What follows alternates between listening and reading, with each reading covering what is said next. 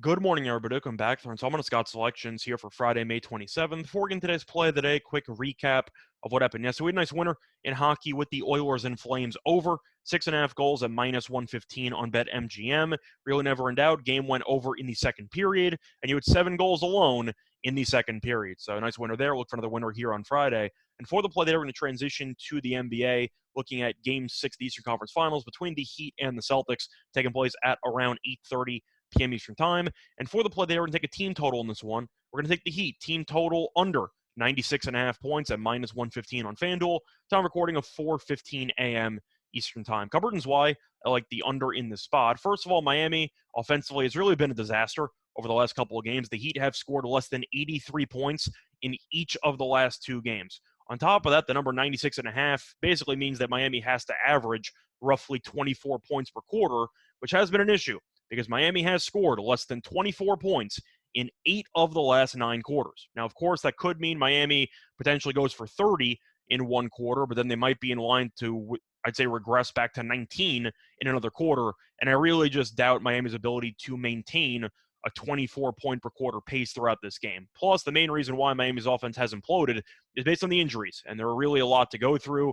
Just to mention the official injury report, Kyle Lowry, we know, is banged up. He's been an absolute mess over the last couple of games. Strus is questionable. He's been a mess as well. PJ Tucker's questionable. He's been mediocre. Vincent's questionable. He's been one of their only good players offensively in this series. And the main issue with the injuries is Tyler Hero and Jimmy Butler. Now, Butler's going to play. He's technically not on the injury report, but based on how he's played recently, you can definitely tell that the knee issues that he's been having over the last couple of weeks have definitely been playing a factor in these struggles, because ever since he had 29 points in Game 2, 8 points in Game 3, 6 points in Game 4, and 13 points in Game 5. So offensively, he's been a mess. Hero hasn't played the last 2 games with a groin injury. He's questionable.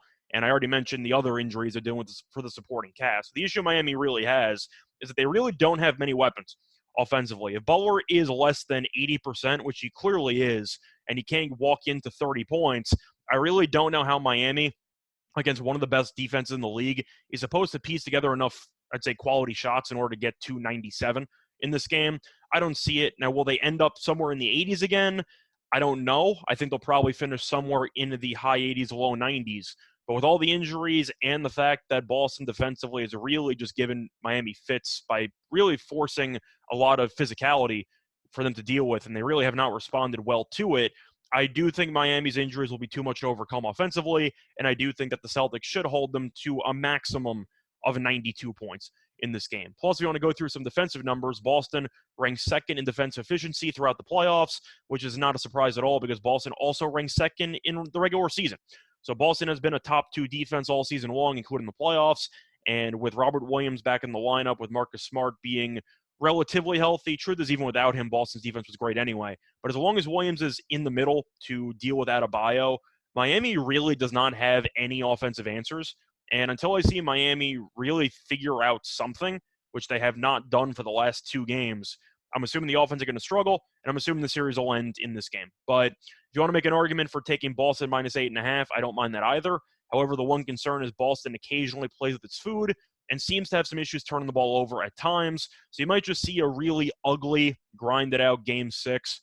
But I do think either way, Miami getting to 97 is extremely unlikely. So I'm going to take the team total under. So play that once again here for Friday, May 27th. It's going to be on the Heat team total under 96.5 points at -115 on FanDuel. Bye, everyone.